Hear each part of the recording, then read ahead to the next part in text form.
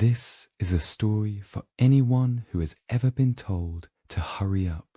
Tilly the turtle did everything slowly.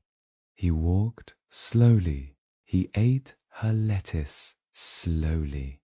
He even blinked her eyes slowly. This drove his friend, Hattie the Hummingbird, crazy. Hattie zipped and zoomed everywhere. "Come on, Tilly, eerie up." Hattie would buzz. "The flowers are over here. The water is over there." But Tilly just smiled a slow, calm smile and kept on going at his own pace. One day, Hattie was zooming so fast that she didn't see a spider's web and got a little tangled. She couldn't get free. She buzzed and fluttered, which only made it worse. Tilly, who was walking slowly nearby, saw what happened.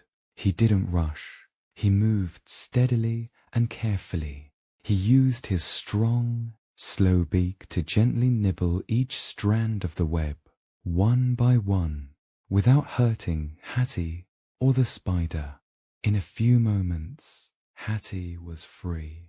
You saved me," panted Hattie, catching her breath for the first time all day. "Thank you, Tilly. I see it now. Sometimes slow and steady is just right."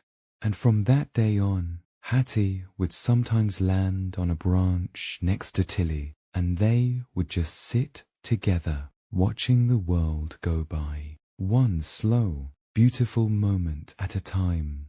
There's no need to rush to dreamland. Just get comfortable, and you'll float there in your own sweet time. Good night.